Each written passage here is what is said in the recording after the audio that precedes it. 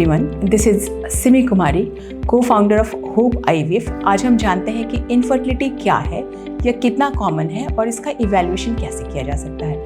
Infertility basically अगर कोई दंपति बेबी प्लान कर रहे हैं और 1 साल तक अनप्रोटेक्टेड कोइटस के बाद भी, टुगेदरनेस के बाद भी वो कंसीव नहीं कर पा रहे हैं, तो this is infertility. Infertility basically हर 6 में से 1 कपल को परेशानी हो रहा है। मतलब ये इतना इम्बेड कर चुका है, इतना ज़्यादा कॉमन हो चुका है कि 6 में से 1 आदमी को इसकी ज़रूरत है।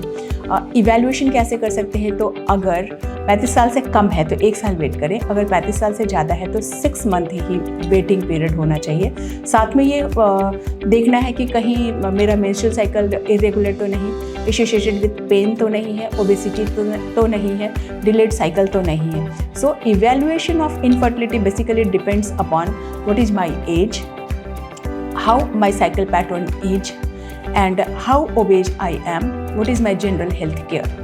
For the male, infertility evaluation male का भी उतना ही, जो इनफर्टिलिटी है उसमें महिला और पुरुष दोनों ही बराबर के ही भागीदार हैं। तो पुरुषों का भी जो इवैल्यूएशन है वो शुरू से ही होना चाहिए। ऐसा नहीं है कि सिर्फ फीमेल को ही आप ही रिस्पॉन्सिबल हो, both are responsible. So male infertility evaluation start with their age, their general health included in obesity, their work pattern, कहीं बहुत स्टैंडिंग लंबा खड़ा होकर के काम तो नहीं करना पड़ता, धूप में एक्सपोज तो नहीं है, बहुत प्रोलॉन्ग सिटिंग तो नहीं है, आप स्लीप पैटर्न है वो गड़बड़ है, आप स्ट्रेस में काम करते हो, बहुत देर तक लैपटॉप लेके आपको काम करना पड़ता है, या जो जॉब है वो बहुत स्ट्रेसफुल है, हीट एक्सपोज्ड है, अल्कोहलिक है, आप बहुत स्मोकिंग करते हैं, तो ये सारे फैक्टर्स पर डिपेंड करता है। अगर ये सब कुछ है तो ये लगभग तय है कि आपका सीमेन पैरामीटर गड़बड़ होगा।